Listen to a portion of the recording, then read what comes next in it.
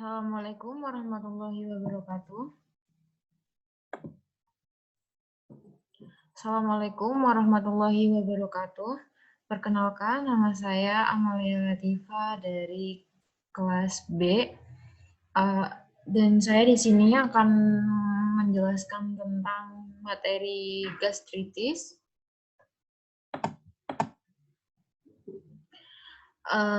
Di sini saya akan menjelaskan tentang gastritis dengan subtema apa itu gastritis, patogenesis dan etiologinya, serta farmakoterapinya.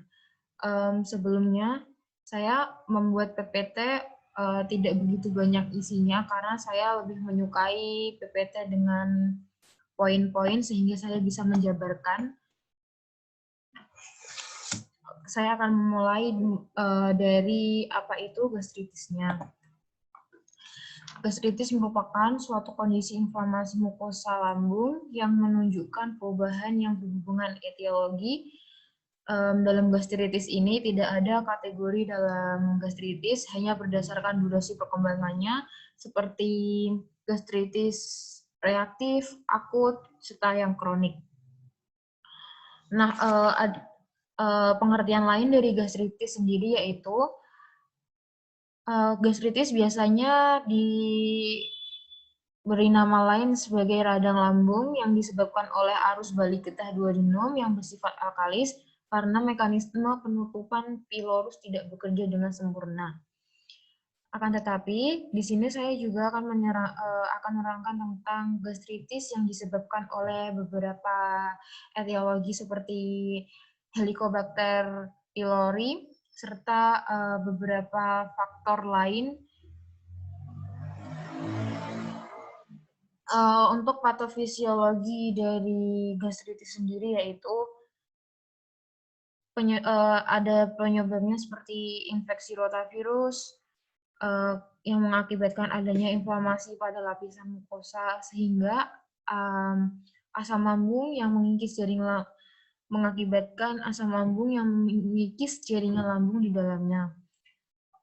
Penyebab gastritis yang lain adalah terinfeksinya lambung dengan Helicobacter pylori atau gaya hidup yang tidak sehat seperti meminum alkohol, tidak menggunakan obat-obat zat yang mengiritasi lambung dan sebagainya.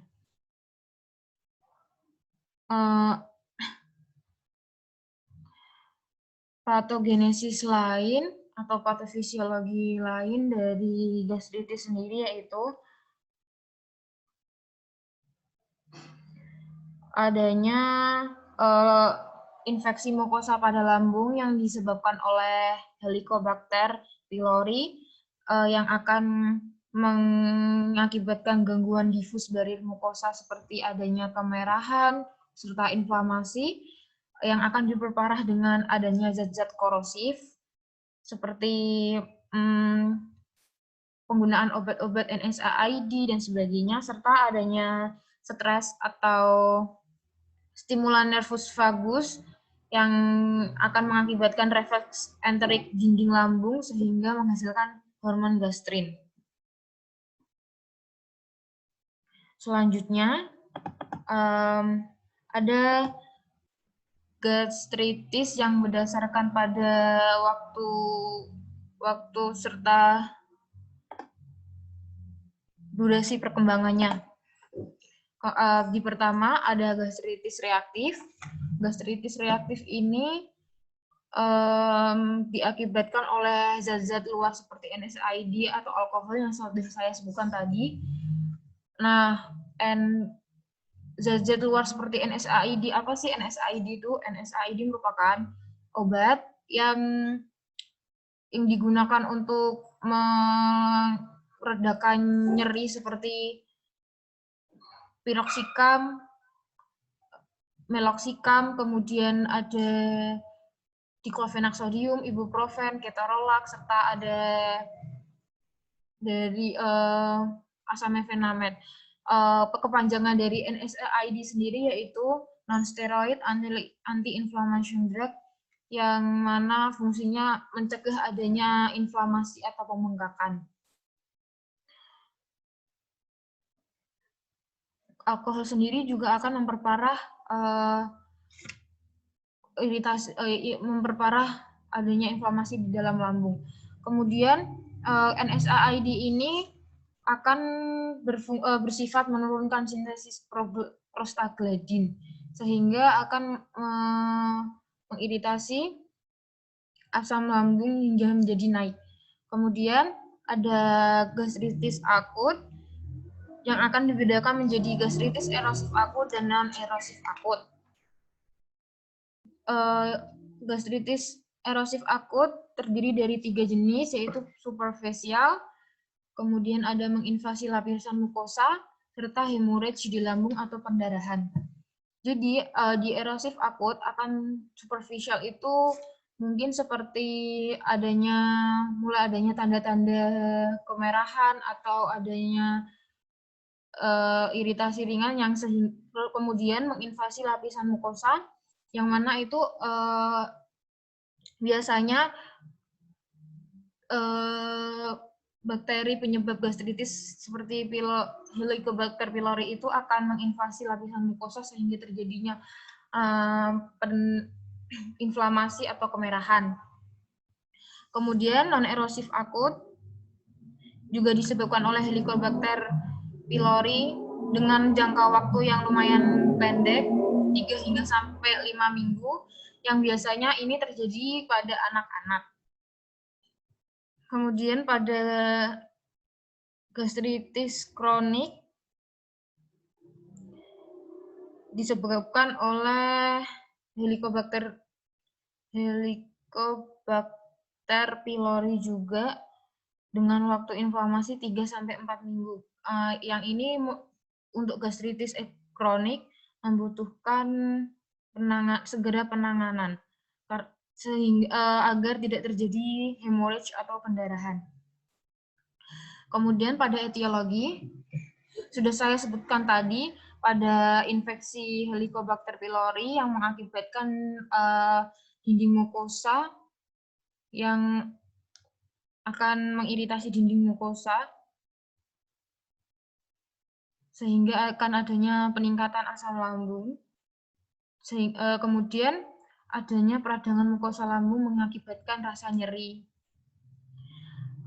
Peradangan mukosa lambung ini nanti juga akan panjang efek dari peradangan mukosa lambung sendiri seperti penurunan absorpsi vitamin B12 sehingga menyebabkan kelemahan fisik serta perubahan nutrisi dan kebutuhan serta resiko kekurangan volume cairan.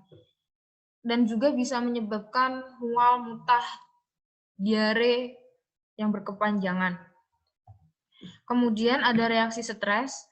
Reaksi stres ini terjadi karena akan menurunkan resistensi mukosa dari racun karena stres memiliki pengaruh penting dalam suatu penyakit karena stres merupakan akan memperburuk suatu keadaan di mana bakteri itu kan sedang menginvasi di dalam tubuh. Jika tubuh kita tidak fit, akan mudah terjadi invasi atau memperparah keadaan imun tubuh. Kemudian ada obat NSAID, sudah saya jelaskan tadi bahwa obat non-steroid anti-inflammation drug seperti asamemfenamat, piroxicam, meloxicam, ketorolac, diclofenac sodium itu menurunkan sintesa prostaglandin yang mana akan mengiritasi asam lambung, peningkatan asam lambung. Kemudian ada kortikosteroid seperti dexa, metilprednisolon, prednison, serta prednisolon. Kemudian minum alkohol, yang mana menurut saya minum alkohol merupakan ada setiap alasan etiologi di setiap penyakit pasti ada minuman alkohol karena alkohol memiliki zat-zat yang sangat korosif. Kemudian ada infeksi virus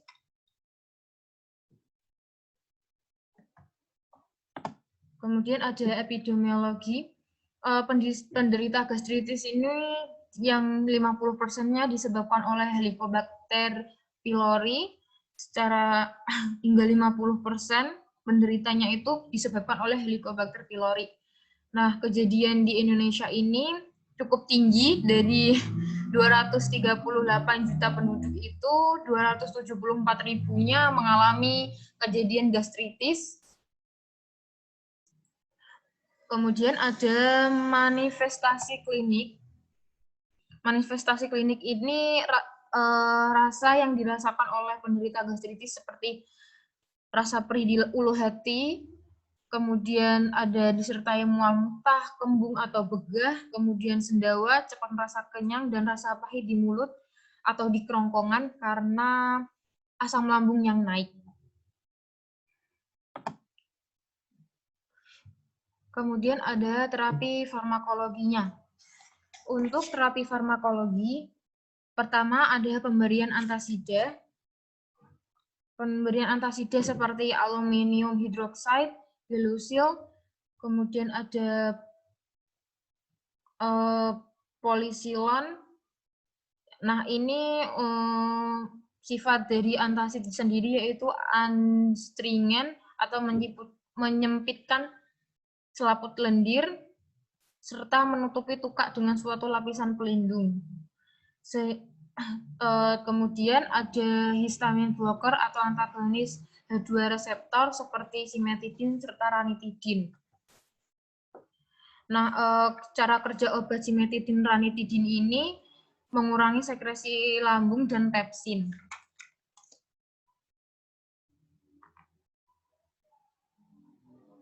Kemudian ada analog prostaglandin, yaitu dengan cara kerja menghambat sel parietal secara langsung dan melindungi mukosa dengan jalan stimulasi produksi mukos dan bikarbonat. Kemudian nomor 4, dengan mengonsumsi antibiotik untuk Helicobacter pylori seperti amoxicillin yang memiliki broad spectrum atau spektrum luas untuk antibakteri sendiri. Untuk mengidentifikasi bahwa gastritis tersebut disebabkan oleh bakteri, harus ada pemeriksaan lebih lanjut di laboratorium, sehingga pemilihan farmakologi terapinya dapat ditentukan dengan benar. Seperti kayak ini gastritis dikarenakan memang adanya antibiotik atau tidak. Jika dikarenakan bakteri, jadi perlu antibiotik di dalam obat, di dalam yang harus dikonsumsi oleh pasien gastritisnya. Kemudian ada obat PPI, yaitu penghambat pompa proton atau yang terdiri dari obat omeprazol, lansoprazol, pantoprazol, dengan cara menghambat secara tuntas sekresi asam. Sepertinya cukup sekian penjelasan dari saya mengenai gastritis. Mohon Bu Retno koreksi serta tambahannya. Terima kasih. Wassalamualaikum warahmatullahi wabarakatuh.